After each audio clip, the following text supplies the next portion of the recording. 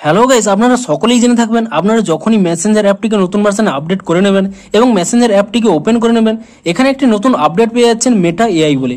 কিন্তু অনেকের কি প্রবলেম হচ্ছে, অর্থাৎ অনেকে কি চাইছে যে এই মেসেঞ্জার থেকে এই মেটা এআই এই অপশনটি তারা ডিলিট করে দিতে চাইছে, অর্থাৎ রিমুভ করে দিতে চাইছে। তো আপনারাও যদি এখানে মেসেঞ্জার অ্যাপটি থেকে এই মেটা এআই এই অপশনটিকে রিমুভ করে দিতে চান, তাহলে আজকের এই ভিডিওটি আপনাদের জন্য।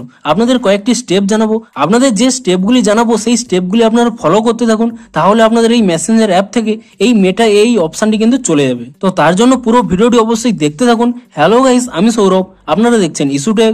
চলো শুরু করা যাক।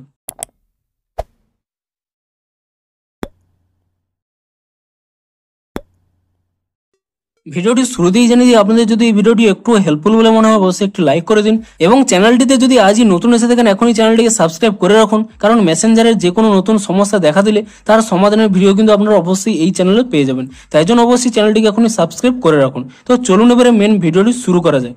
তো আপনারা কি চাইছেন, আপনারা এখানে মেসেঞ্জার অ্যাপ থেকে এই মেটা এআই এই অপশনটি রিমুভ করতে চাইছেন। তো তার জন্য আপনারা কি করবেন, প্রথমে এখানে মেসেঞ্জার থেকে এখানে বেরিয়ে যাবেন এবং তারপরে আপনারা এখানে মেসেঞ্জার অ্যাপটিকে এখানে ট্যাব এন্ড হোল্ড করে নেবেন। তাহলে এখানে একটি আনইনস্টল অপশন পেয়ে যাবেন।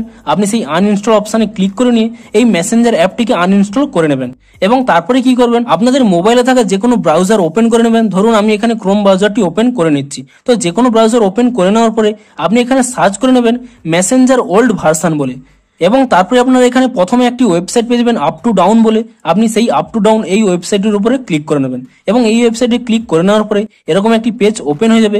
আপনি এখানে কিছুটা নিচের দিকে স্ক্রল করে নেবেন এবং একেবারে নিচের দিকে যদি স্ক্রল করে নেন, এখানে আপনারা সি মোর অপশন পেয়ে যাবেন। আপনি সেই সি মোর অপশনে ক্লিক করে নেবেন এবং পুনরায় এখানে স্ক্রল করে নেবেন এবং পুনরায় আরো একবার এখানে সি মোরে ক্লিক করে নেবেন এবং আপনারা এখানে দেখতেই পাচ্ছেন যে সমস্ত ডেটের ভার্সানগুলো এখানে কিন্তু রয়েছে। আপনারা কি করবেন, মার্চ মাসের প্রথম দিকে যে কোনো ভার্সান কিন্তু একটি সিলেক্ট করে নেবেন।